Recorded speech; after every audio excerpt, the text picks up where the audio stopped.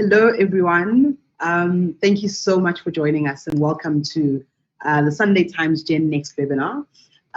This is our first webinar for the 2021 Gen Next survey, and we're really, really excited about not only what the survey offers us, but also the opportunity to be able to speak about some of the really big parts of what our discussion is about. For those who know, and perhaps for those who don't know, the Sunday Times Gen Next survey is now in its 17th year, which is quite a mean feat. It's probably one of the longest running youth studies in the country. And it really focuses on the annual brand preference and consumer behavior research on youth. And so today we're talking and quite clearly and accepting in the context of a really complex time for young people. We are acutely aware of the severity of the protests that are currently happening on the Wits campus, but we're quite grateful to have some young people who are able to participate with us in this conversation. So we note that it's by no means an ignoring of the scale of some challenges, but we're hoping that because there are multiple discussions that young people have, that there's also space and mind space for what we want to talk about today. So what I just want to give you is a quick context on what we're discussing before I introduce you to our three wonderful, wonderful panelists that I'm very excited to speak to. Really what our conversation today is about is the very real and tangible change in the realities of young people. Not only because of those changes being brought about by technology, but the consequences what that has presented to young people. The exposure to online propaganda, the exposure to different messages, and of course, as a result for brands and businesses, the requisite responsibility that comes with that. And so what we look at is when we're dealing with a generation that has to deal with the heaviness of handling the world's problems and still finding a way to be as young and as carefree as possible, we're really interested in how it is that brands and businesses can start to be much more relatable. Because the truth is, I think we could probably admit today more than any other time in our history, there's a really big chasm between what the business and brand world thinks is happening with young people versus the realities of that. And so with that, I'm going to introduce our panelists. The first one is Kumo Teko, and Kumo is a trend spotter, and she's done quite a fair bit of research around the continent and a fair bit of the digital analytics in terms of what young people are about and what those trends look like. And I'll introduce her shortly. The second panelist we have is Sandile Nduli. He's J Boda. For those who don't know, it's a junior board of directors. And those are some of the young people who really help to start to inform and shape certainly the insights that Yellowwood has in that context. And lastly, we've got Naye Ayla, who's a songwriter and actress and an artist. And it's always good to have people who look at the world from such a fundamentally different view to offer us a true human perspective and what we look at. And so before I ask my first question, I really do want to take a moment and thank not only Arena Events, but certainly Gautrain for the ability for us to be able to host this event. And thank you all for joining us. So let's kick things off. Kumo, we are discussing the chasm between brands and young people. Can you give us a very, very quick sense of what are some of the fundamental shifts that are influencing young people today and the youth culture? Hi, Zama. Thank you so much for that introduction. I think in the space that we are in, collaboration is playing a very big role in terms of brands having a better understanding of their consumers and consumers feeling like the brands are actually humanizing the experience that they're trying to provide for them.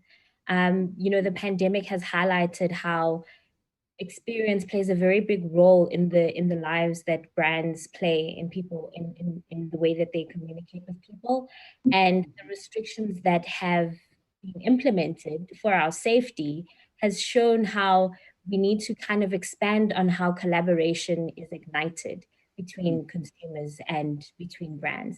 So TikTok is probably the best example to show how young people actually want to be a part of things. They want to be part of the digital community, and they want brands to play in that space as a means to better understanding what they want as consumers, but also just better understanding how they can humanize the experiences. Thanks, Kumo. I think it's interesting that you talk about humanizing. And Naya, maybe you can offer us a little bit of a perspective here. There's a lot of talk about things being more human, and often we find, I think it's been said, that life imitates art. But increasingly it feels as though art is imitating life. I wonder, do you think that brands take enough inspiration from young people in how they choose to show up? So that the TikTok example that Kumo was talking about, is there enough being done? I definitely think that it could be more, and I think that as time goes, that will happen. I do think that brands really understand how important it is to acknowledge the voice of the youth, and I feel like brands interact a lot with the youth. I do think that, over time, they will continue to understand the youth better. And I mean, a youth is a space of people who are ever growing and ever changing.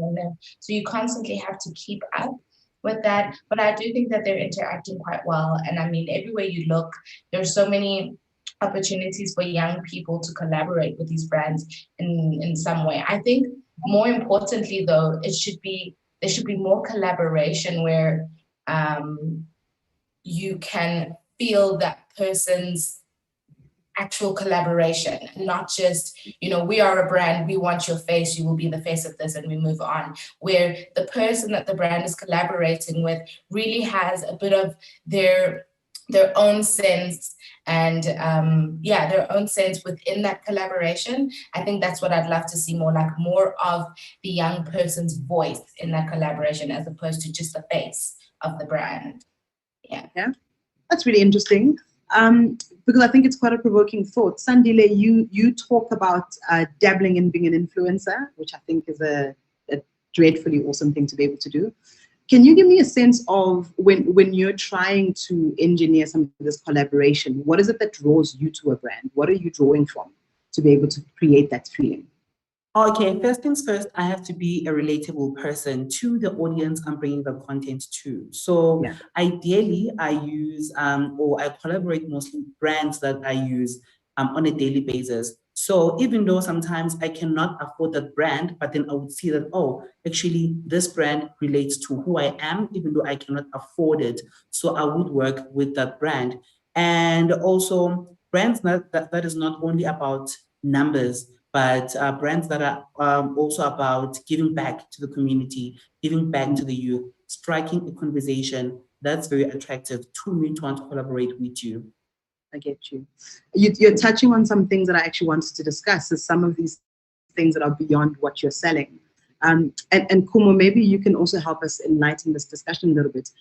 Brands are often accused of not being authentic and being much more concerned with what it is that they want to sell, whereas young people are talking about problems and realities that they have. How should brands be participating in some of these conversations? Because for argument's sake, if I am selling lipstick, but the reality is that I'm selling lipstick to young people who are struggling to get into university, how do I participate in that with integrity and with interest? Well, I think it starts on the business side of things. When you are going to hire a marketing manager, where is that marketing manager from? A marketing manager who is from a technical background, I don't think would do greater good for the brand if the brand is in cosmetics or the brand is in fashion, etc. So hiring a person who is from the background where the business sector where your business is in does wonders as well. And as well, hiring young people, giving young people a chance. If you want to sell or you want to attract a younger audience, hire a young audience because they know what to tell the youth. They know how to connect with their peers. And as I always say, energies don't lie. Even though you can be 50 years and want to market to the like teenagers, it's going to be very hard than hiring a millennial to market to those teenagers. So yeah, energies don't lie. I like the energies don't lie.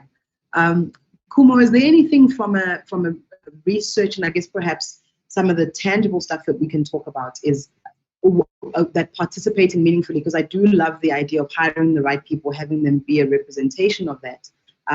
But how else can brands participate with authenticity and with a real sense of integrity in some of these conversations? It's getting on the ground and doing the work. I think last year we saw the Black Lives Matter movement really play a role in questioning how brands and businesses are communicating to their Black consumers. what we started seeing was that a lot more businesses were pledging to either provide some form of funding towards organizations that are tackling racial injustice. They started speaking about having an inclusive and a diverse value chain. So it's about ensuring that you're not just speaking about supporting organizations or supporting a cause in the front line and on Twitter, but you're ensuring that even internally you are providing some form of change. Even on the ground, you're ensuring that you are having a more diverse space and you're encouraging such conversations, because consumers question that. There were so many brands that, put out a post and said, "Oh, we condemn the racial injustice," and then they were called out for not having a diverse board. So it's really ensuring that you are catering to the activism in the employee space, but also the consumers as well.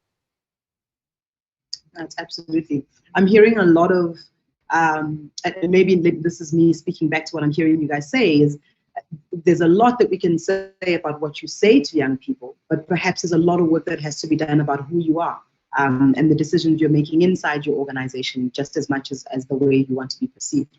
Now, what I find interesting, and this is connecting to a question we've gotten from our viewers, is in the ranking of issues that are important. Kumo, you mentioned diversity, and perhaps Sandile and Naya, you can weigh in on this. To what extent and how important are environmental issues to young people? South African youth is often, certainly by just way of observation, you see a lot of just, it's all well and good to care about the rhino being extinct, but I am hungry today. So what's the weighting of these environmental issues? Because obviously organizations need to make a choice about what it is that I'm going to orient myself towards. And any one of you is welcome to respond initially. I think this is a problem because a lot of the time when we're talking about the market that we're trying to reach or how to be relatable, we're not thinking about the circumstances of the people that you're trying to communicate to. As much as we are living in a digital world and there's so much technological advancement, that's still overshadowing a large scale of lack of access, people who don't have technological devices, people who don't, our country, we have such hectic data issues. There's a lack of access to even just get onto the internet, to be exposed to any of these campaigns, So there's a fundamental issue there, before we even try to find out what it is that we need to be communicating to these people. Are we able to communicate to them in the first place? Like, can we reach? And that's a hurdle that kind of needs to be dealt with first. Okay, yeah. True. Sandile, do you have a sense of the importance of environmental issues to young people? Yes. Here's the thing. I think how brands market their products to us, they would say the youth is the future, but not forgetting that we grow as people, we evolve as the youth as well, and now is the future. Yes, we are the future, but the future is now. So those issues are starting to affect us more and more. For instance, you cannot say stop using paper and instead scan your documents, mail your documents. Whereas I don't have a printer, I don't have a scanner, rather. I don't have, those technological devices and stuff. So yeah, we are the future and the future is now.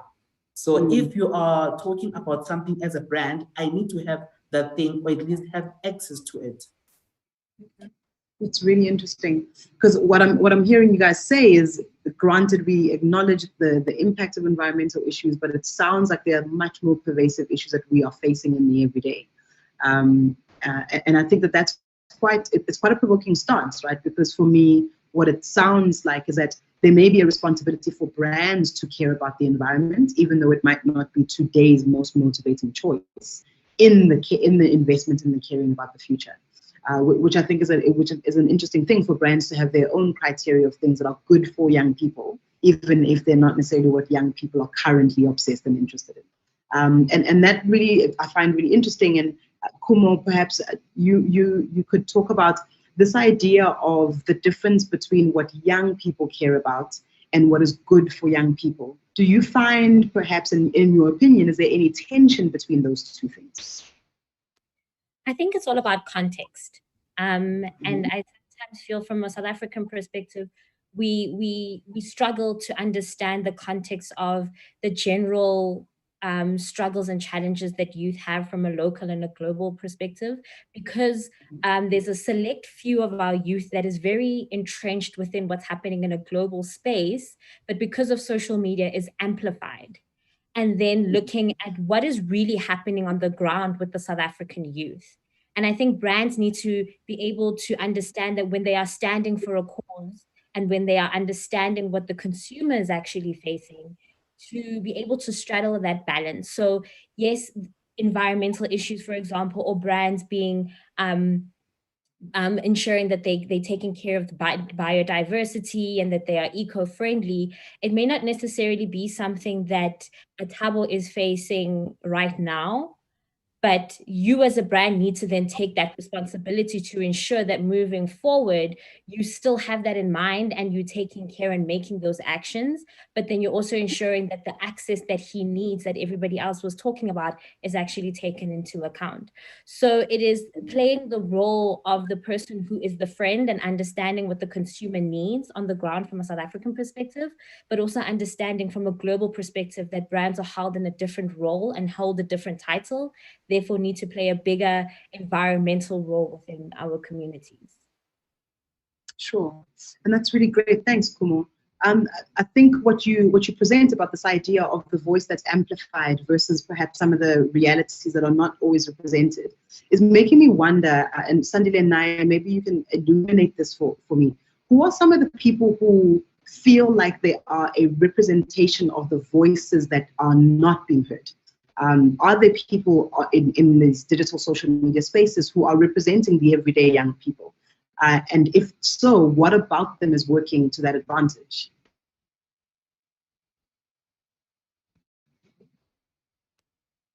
Oh, I'll go first.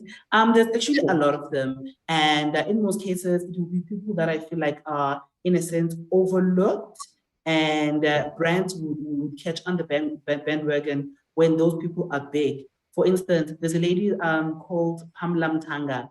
Pamela is all the way from the Eastern Cape, from PE, if I'm not mistaken. And she has been, documenting her journey step by step. And we're like, oh, okay, Pamela started off as an activist. Pamela now joined a community radio station in PE, campus radio, to be more precise. And then she went on to work with bigger brands, and still with those bigger brands, she's making an impact, giving a lot to the community. On her birthday, a couple of weeks ago, she worked with, I think, 15 brands, 15 local businesses actually. And she was like, hi guys, I think now I'm at a point where I can give back to small thriving businesses. So just tell me more about your business in my DMs. And then if I feel like your business has potential to grow, I'm gonna post it on my social media platform and advertise that brand as well. Last year, she was giving away shoes to primary school kids and asking her followers and using her influence for a greater good. So yeah, she's one of the influencers that inspire me a lot. That's great. Naya, is there anyone who you feel better represents this huge voice that is underrepresented in digital spaces? There are different people that I can think of for different reasons. There's a girl that I follow. I mean, she has a more specific sort of reach and target. She calls herself the Minister of Menstruation. Her name is Candice. And I feel like what she's doing is really big. I think it's people like that who are on the ground, who are making really important issues a big deal, and who have decided to sort of embody that entire movement to get the point out there. I think that there are so many young people, and this is the problem in our day and age. If you are a young person who doesn't have a large following, you have a harder time getting your message across. And it seems like so many young people don't have any kind of anything pushing them or anything that they are motivated by or that they're working towards, because they don't have the voice. And that voice is Instagram followers, Twitter followers. So what I find in a lot of brand interaction, and even just the way that we interact with each other when we want to extend ourselves for collaborations, is that we will judge someone based on having 1,000 followers, when the thing that they're doing could have such a huge impact on the society as a whole, you know. So I do think that it's women like Candice who are embarking on a very difficult journey and fighting stigmas against things like menstruation, and getting men involved in the conversation, which is the coolest thing as well. She gets so many young males to come in on her shows and podcasts to really talk about this stuff and ask them questions and educate them about stuff like that. So I think that there are so many micro platforms and that it would really be quite beneficial to really look more into what people are saying, regardless of what it seems, you know, their following is. Sure. Yeah. And that's interesting. And we've got a question from Gamugelo who's asking, and I think it's connected to this idea of people who feel like they're influencing what matters and they're discussing the things that are making the biggest impact. And Gamugelo is asking, how do we keep influencers relatable without this idea of repeating the same content with a different face? What is it perhaps about Pamela and Candice that they are doing that potentially comes across as much more authentic than what other people might be doing? I think it's the fact that they're using their own voice, their own words, their own experiences. A lot of the time with influencer campaigns, there is a guideline, which I absolutely understand. There are certain messages that have to be relayed. But I think that it needs to be a priority for people to speak from their own perspective, to use their own jargon. That is how you connect to other people. People need to feel a bit of themselves within you in order to connect to the message that you are relaying. So a lot of the time, these campaigns feel a little bit robotic. They feel, you know, cut and paste, like everybody got a part that they need to say, and you're not actually sure what part of that person that you can relate to. And that's what makes it a little bit difficult. So I really think that people should be, yes, given a guideline, but asked to communicate as they would to their friends or as they would to an individual who they were trying to make understand a brand new concept, you know, the way that they would. Yeah. Yeah, I get you. It's making me think of something that was saying earlier about the energies don't lie. Suddenly, am I understanding your point? Energies don't lie. Yes, and I feel like it starts at the top again from the influencer miner. I think a lot of campaign managers don't do a lot of influencer mining. But there's also one person who I feel like has been doing great in influencer mining. She's a media liaison specialist. Her name is Lucy, and at Miss Manager _ if I'm not mistaken, Lucy does great with influencer mining. She would look at your feed and use all the tools necessary, use platform that she uses, and make sure that you are the correct person for that brand and for the campaign as well. Even though you have 1,000 followers and you are only a nano influencer, as long as you are suitable for the campaign and you'll be, conveying that message in a sense that will be as authentic as you can, then good. Most good influencer miners don't use influencers that only have big numbers, but they'll only use you for campaigns where you, one, use the brand, or number two, you relate with the brand as much as possible. So yeah. Okay, I get you. Now, guys, sorry. Sure. Yes, please. Another thing that I found is that with people who have fewer followers, people who are micro and nano influencers have a lot more engagement with a lot more of those followers. So I may have 5,000 followers and I have like 3,500 people who engage with me on a regular, people who are my core audience.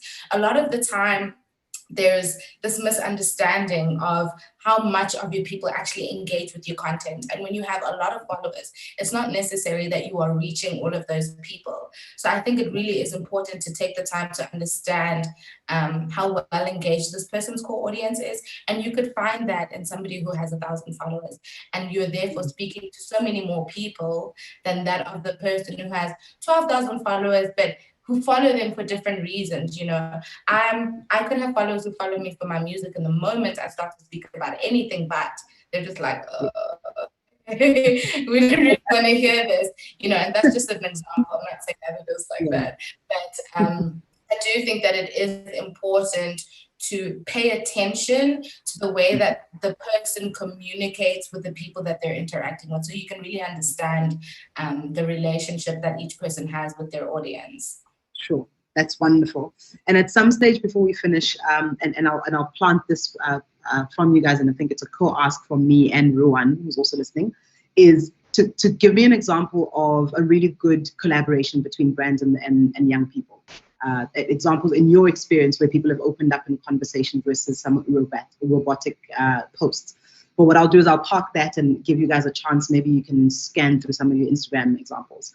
Now, I wanna maybe pause a little bit on the influencer discussion, because I feel like the marketer in me wants to believe that there has to be something other than influencers that helps brands to connect with young people. So I'm really interested, and again, this is about perhaps also a co-ask with Nicole, who's listening for us, and Kumo. I'm interested, do you have a sense of what are some of the issues that are shaping the buying behaviors for young people? We talk a lot about purpose, we talk a lot about relatability, but when it comes down to the hard sell, voting with your wallet, what's tipping young people over the edge? In a good way. I think in a South African context, it's a bit tricky because we are still swinging between necessity and buying something because of desire. I think when we look at global brands, we are really linked to the story and the purpose that they drive. So because some of their stories, we've spoken about Nike, and that's the first one that comes into mind, or when we look at the likes of Fenty, it is because they are promoting diversity and they're speaking to the general societal challenges that play in different contexts in terms of the lack of diversity in different workspaces and in different environments. But at the end, at the core of it all, it's an experience that we all face within a global scale. I think from a local perspective, it is about how brands come out when youth-led issues are brought into the forefront. I think we have seen it when it comes to celebrities and how the youth questions how celebrities respond to the likes of Fees Must Fall. We want people to come out and to speak and to highlight those challenges and to understand the challenges that the youth is facing, but don't just speak about it. Show us what you're doing on the ground. And it's really, I think we're in a space where South African brands tend to be a bit scared to talk about point blank about the challenges that we're facing in a South African perspective, but then are a bit more responsive when there's certain global issues that are happening. And that becomes a bit problematic because it means that you don't understand the context that the youth are facing in South Africa, and they need to be a bit more vocal on those matters. Okay, it's really interesting because I guess one of the biggest challenges for brands is to balance the really heavy discussions, right? Because we're not living in a country where it's not a fun time, right? We're living in the world's most unequal society. The challenges are not hypothetical. They are the difference between a family making it and not. We talk about how South Africans are 3 paychecks away from poverty. So I can understand the difficulty that brands have in engaging with some of those issues. And so I wonder if, and maybe Kumo, if I just stay with you a little bit more, the notion from the research that we've gotten is there any evidence that there is success in dealing with those issues? Right. So we talk a lot about some of the best examples in the world, the Nikes, the Ben & Jerry's, perhaps to some extent always in the UK, these brands who stand for ideals, but they are doing them in a context where whether or not that ideal is realized, it doesn't fundamentally change my reality today. Is there an argument to be made, a real tangible argument to be made for tackling those things so that you could convince, for example, a Standard Bank, a Unilever, to change their tack and how they go about narrating their conversation with young people? So I think the pandemic has kind of shifted some of our local brands and looking inward and understanding the level of access that is needed within a South African climate. The one brand that comes to mind is Vodacom, in how they were very quick to work with the government in ensuring that internet access was a lot more available to children, and being able to use data that, or use sites that didn't require much data. I think KFC created a hackathon where they were encouraging young people to speak about the businesses that they created during the pandemic. Those examples and those kind of elements speak to the challenges that we are facing in terms of access, but also highlighting the fact that there is some level of hope, and that there is work that's been done on the ground, and that you may not necessarily always be the brand that's in the front line promoting that change, but just being a part of the conversation, or just communicating with consumers in that space, does bring some form of change, and also some form of value towards the consumers who are either part of the campaign or who are engaging with the campaign. I get you. I totally get you. Naya, I'd like to just probe with you for a little bit. Because we're having this purpose discussion in the context of what I think you mentioned it earlier about humanizing, and this idea of really connecting on a human level and collaborating on that level. What's the appeal with this human narrative, right? And businesses being made up of humans, but needing to show up as this almost unemotional entity. What's the appeal? What is it that's so important about this emotional and human connection point in brands and young people? I think that if you can connect to the person at their core, that's success. You can successfully get anything out of that human being. And so if you require a human to support a cause or spend their money on something, or people need to understand why they're doing the things that they're doing. And people, I think we have like a subconscious need to connect to things and to find ourselves within things. So I think that if we are trying to go for something that is much bigger than us, and you're trying to speak to a lot of people, the one thing that you need is to be able to connect with them. And once a person connects to something, I think that it becomes very easy to be a part of that thing's world, or to support it, or to give of yourself to it. And also I think it also helps people to understand your brand a bit better. It makes people want to lend themselves to your space and to your ideas, and to the things that you're exposing them to. And so I don't see how it is possible to successfully get anything out of a person who doesn't feel the need to be a part of this thing, or who doesn't find themselves in this thing, who can't identify a part of themselves in this campaign or this brand or this product. Okay, I get you. And I really like that idea of finding myself in something. And Sandile, I wonder if you can help us navigate this a little bit. We've got a question from Maria, who's asking about how do we get young people to donate? Right? How do we get them interested in giving back? Is there a way to hack into young people in that sense? Is there a technique? Yes, there is a technique that I think about. And I think most of us young people, what do we think of donating? We think of donating, money, we think of donating clothes. But here's the thing, we don't have the money, and we don't have those tangible objects to donate. So donating, again, I think goes beyond that. But then it looks at just going to helping somebody with their homework, for instance. If you're in varsity, someone does not understand a certain module, yes, help them with that module, donating your time. And as well, if you cannot donate tangible objects, your resources, donating your brains, it's okay to say, and I think, again, young people do actually donate. For instance, there's a lot of surveys that are being done currently due to COVID. You are donating your skill set, you are donating your views, you are donating a lot of things. So yeah, donating goes beyond giving away money and also giving away tangible objects. So I like that, because I've actually never thought about, are we asking maybe for too much from young people? Is it maybe the nature of what we're asking to donate that makes it difficult? It's not that I don't want to, it's that I don't have the thing you're asking for. Yes. And that's a really interesting thing. And I'm curious, I don't think brands ever think about asking for time or your mind or your energy. I think often the only example that I can certainly think of top of my head is, I think it's 5FM who does their CSI work is all about getting young people to come out and donate their time and paint something and spend a day or something like that, which I really think is quite a provoking thing, and it's probably worth noting and looking at.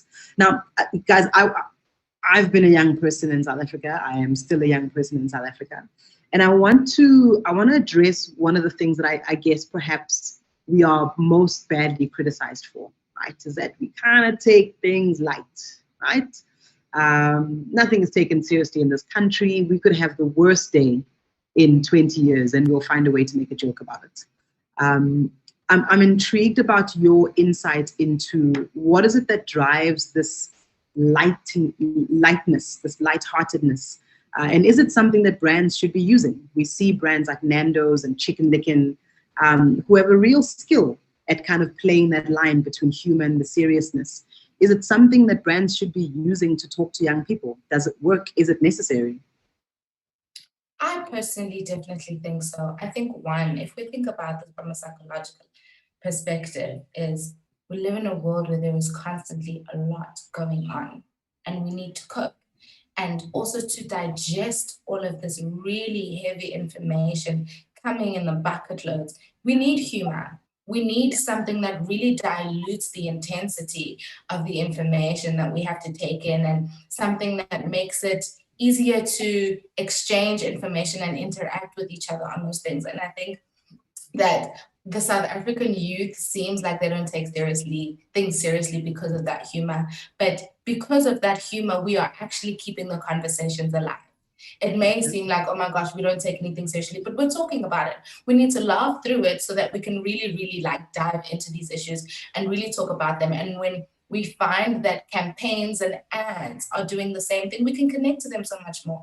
And that really gets the conversation starting. And I think that once you've tapped into, a person's brain or appealed to a person's sense of humor in that way, you can continue the conversation further. You can engage them further because you've also disarmed them. We are so tense, we are so defensive, we are so overwhelmed that I think if you bring a bunch of information like a brick, there is no way for it to penetrate, through me. I won't even allow it because I'm just like, I actually can't deal with this. Like, the world is too much. You're on Twitter every day and you've been on there for 5 minutes, you've seen someone get shot, you've seen this weird video of that, you've seen a march in one part of the world. There's so many things and we're so desensitized that I think humor is the best way to break down barriers, and that can be used to an advantage. And it is the best way to communicate with young people, because when things are too serious, there's just like a psychological block that happens,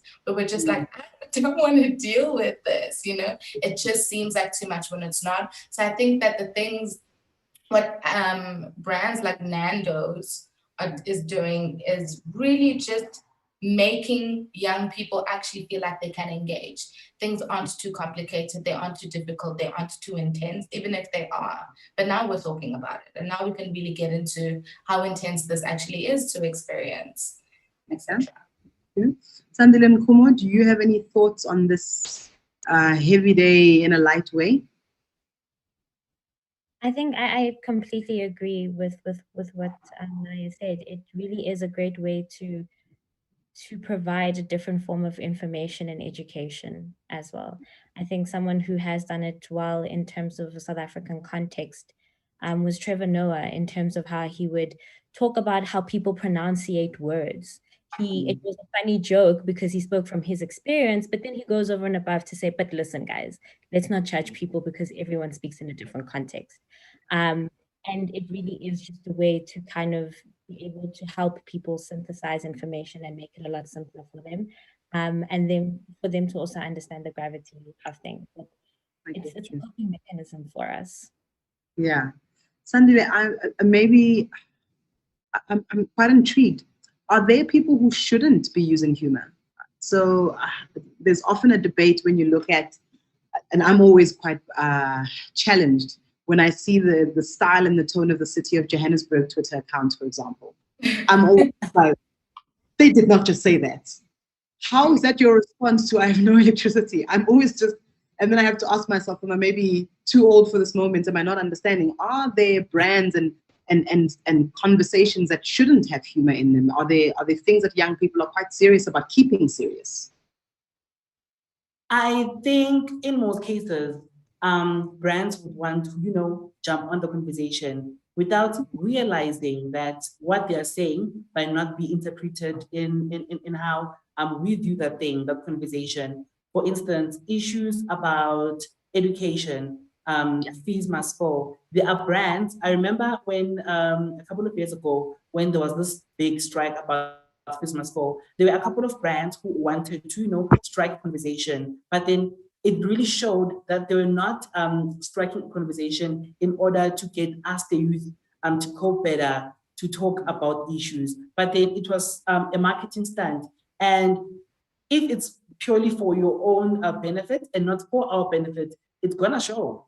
And that's how the youth is gonna be like, oh, okay, brand XYZ, why are you doing this? Because you haven't been supporting this cause. Why now? So it is very vital to if you want to strike a conversation as a brand, for instance, hire that intern who battled with fees, who's fresh from university, because they have on-hand experience and they would better converse with us than a person who has never had to struggle about fees and any of the social issues being raised. I get you. And I'm just going to double click on that because we've got a question from our viewers about should brands be showcasing what they're doing? So let's presume that's exactly what a business did. They went out of their way to recruit young people who they would normally not have hired. Should they have told people about that? Or is it just get it done and stop making us listen to how you did it? No, here's the thing. If you decide to hire me fresh from university and I do your marketing, and I'm from an unprivileged background, because let's be honest, in as much as people might not be comfortable with saying I'm from an unprivileged background, your employer is going to know, your manager is going to know, or other people within the organization. And I feel like it starts with not doing that alone, giving people a chance, because we're giving people from underprivileged communities opportunities, but then you should give young people opportunities because you do want to give young people opportunities, give talented young people opportunities, groom them, and they will relate to your brand. They would relate to your business as well. And after that, they should not go after a year and say, hi guys, this campaign was actually done by Sandile, who is from an underprivileged background. No, that's not the way to go, because in the working environment, we are all professionals. We all want to be deemed as professionals. And I don't want to be known as that Sandile who got this gig because people were set for him. That's not how corporate is going to view you, as you are talented, but no. They're going to say, shame, Sandile, okay, and keep it moving. So, yeah. I do like how everyone's voices get really soft and sad in that scenario. Just to that point. Yes, please.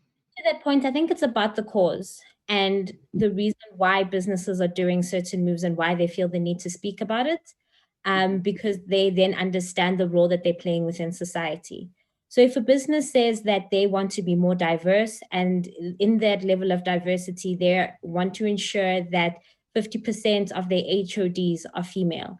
And the steps that they're going to take is within every year, they are going to hire a certain amount of females, then sure, speak about the fact that that's what you're doing, but don't speak about the individual to point them out. There's a difference in how you communicate about it, and it needs to be linked to a bigger picture. And that's when it becomes a lot more authentic, because then consumers can see that you're actually taking the steps to bring that change. Okay, that's a really great point. I really am enjoying the way that you guys are helping draw some distinctions, right? Is in the right context, collaborate, don't just broadcast. The idea of tell us the story of your work, don't single out the individual. Because of what it's really helping me get a sense of is that perhaps some of these things are not about yes or no, but they really are in the how you're doing it. And I'm interested to know if there are any brands that you believe from a purpose point of view, and this is again just echoing a question we've got from our viewers, is are there brands that we really believe are like lighthouse purpose brands in South Africa? We have a lot of global examples. Are there brands that we look to and we go, cheapers, these guys, they represent the best of us in everything, in the way they sell, in the decisions a business makes, and who they are as a corporate citizen? Are there any? And if it's okay if you don't believe that they are. There are in South Africa 2 local brands, and one of them is Mobicel, and the second one is Gautrain. Let's start with Mobicel. In 2016, we all knew that Mobicel were those small phones that didn't have proper camera and whatnot. And when they onboarded hundreds of influencers around South Africa, they took non-influencers from Cape Town, PE, Durban, Johannesburg, Mpumalanga, brought them together to start the conversation that we are Mobicel and we are changing how you view our brand. And they've used the influencers that they started with from 2016, 2017 until now. Those influencers are still on board. It's not like a person who's been influencer for a competitor, Samsung, and then all of a sudden now they do Mobicel because now Mobicel has money to fund that person. And then the second brand that I feel like is very authentic is Gautrain. Gautrain knows that it's very convenient. It's all around Gauteng. We have the Gau Pass, we have the Mini Pass, and then we have the train. So students want to get to university safe and sound. There's a Gautrain student card giving us 25% off if you buy 10 trips that are worth, those 10 trips, you're going to get 25% off if you buy the 10 trips. And then they are valid for 10 days. And then there's the 44 trips plan as well, giving you 25% off the original price because you are a student, and then as well valid for 44 days, if I'm not mistaken.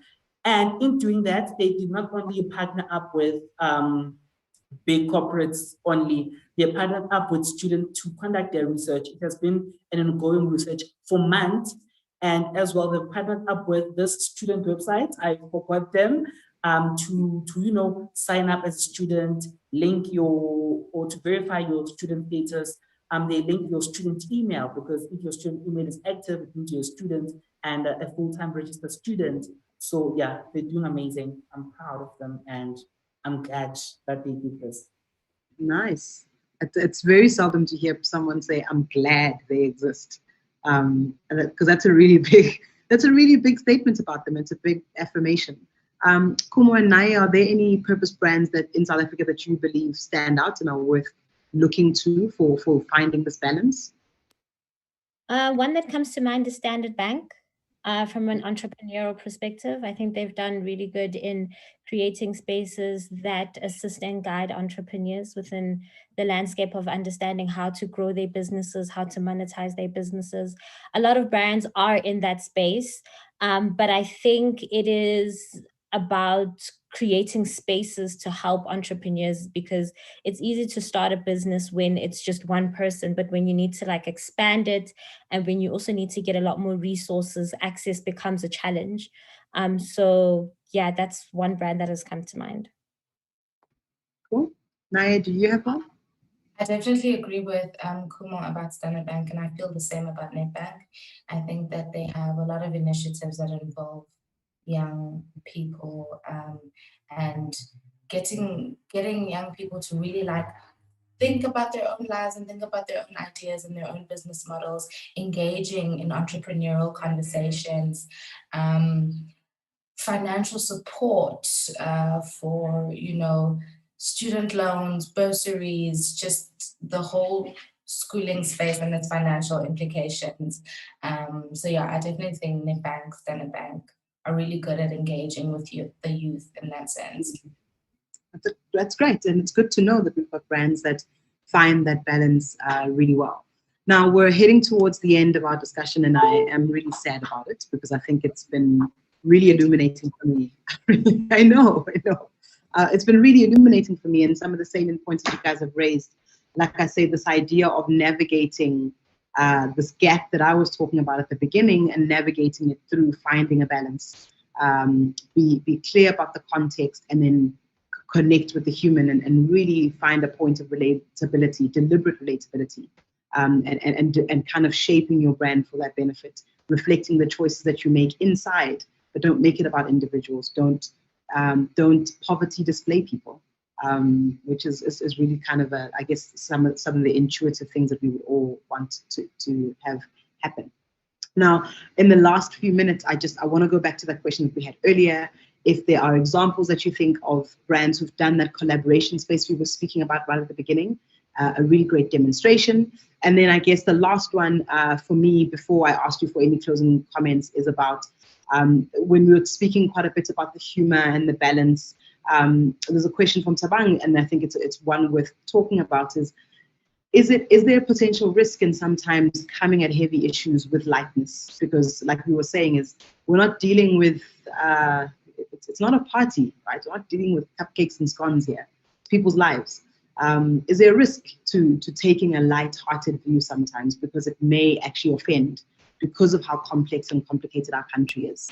And maybe let's start with that question, and then we can end with any of the collaborative examples you guys might have. I think that there's a huge risk. One, like you said, offending a particular demographic or group of people. And two, really thinning serious issues, thinning them down and dissolving them to a point of complete non-importance, which is obviously defeating the purpose of starting those conversations. So there needs to be some kind of fun. I also do think, though, that as the youth, we do need to step up to issues with our chest a little bit more. And we do need to have more serious conversations without, even just amongst ourselves. I do think that our humor is a shield. It's a really difficult world to grow up in with all the technology and all that we're exposed to. And so I think that we're always looking for ways to cope. However, we also do need to be thrust into spaces where we are forced to have these conversations, in a way that is as serious as they are. It definitely is a risk to always be communicating through humor. Okay. Sure. Does anyone else have any thoughts as we wrap up? I think you need to understand context. It's such an important aspect. There are certain jokes that we make from a South African point of view because we know that there isn't anything we can do. Load shedding is a joke, and we all joke about it, even though it's actually serious and it's problematic, but it's not in our control. So we can easily joke and laugh about it because we're all sitting in the dark together, and what else can we do? But when you come to talk about things like gender-based violence, when you come to talk about mental health issues, when you come to talk about the lack of pads for young girls in schools, you can't laugh about that. You can't make it a joke. So understand the purpose that you are and the message that you're trying to convey. And what value do you want to add with that messaging? If it's a point of education, then ensure that it actually leads somewhere versus just having a hashtag and having people laugh and share it on social media. Mm-hmm. That's really great. I like that idea of see the thing through, right? Because that's a big part of authenticity and integrity, is if you're going to open a discussion with young people, don't then leave it in that static post. See it through. Listen to the responses. Right, we've got literally a few minutes left and I do want to wrap up. Are there any campaigns that you guys think are worth people bothering to go and scan through that are a good demonstration of the brands and youth participating together? Yes. One campaign that I could think of was, for for the two brands that I named, one is Mobicel and then one is Gautrain. The current Gautrain campaign to get, 25% off certain rides between two destinations for students is bomb. I think if more and more companies can, support Gautrain in this initiative to maybe even, take the discount higher to like 35, it would mean a lot to students who do use Gautrain on a daily basis. And again, Mobicel as well. So I think Mobicel is so authentic and it's a South African brand. And it's one of those new brands that are thriving and now are competing with international markets while they are not forgetting where they are from. Mobicel is giving a lot to communities in KwaZulu-Natal, in Gauteng, in Mpumalanga, and other rural, settlements as well. And when they are connecting to us as the youth, they make sure that they use authentic people. They make sure that their influencer mining is proper. And yeah. Okay, super. Thank you so much. I can't express to you how illuminating this conversation has been for me, because I think what all three of you have provided, certainly as a perspective, is not theory. It's not hypotheticals. I think it's been really great to get quite tangible about some of the examples and quite clear about the difference between what good looks like and walking that line that we certainly walk as brands with young people. And I really do appreciate it. And I'll really encourage anyone still watching is to really kind of reach out and pay attention to some of the things that were said earlier. This idea of, if you are a brand, it's okay to be who you are, but deliberately find a point of connection. Go out of your way, find a story that is the same as your audience's story, because that's the point of connection. And I think Naya said it probably most eloquently, that the whole point with humans is that because we've got this subconscious desire to connect, the whole point is you can't get me to do anything if I can't see myself in what you're doing. And I take great heart in that, because I think there's a real evolution in the way that brands are being assessed, and there should be an evolution in the way that we're building brands because of the people that we are today versus who we were in the past. So thank you to all three of you. I greatly appreciate it. I'm very grateful for having the platform, and again, to Howtrain, oddly enough, and Yellowwood, and of course to Arena Events for hosting us in Sunday Times Gen Next.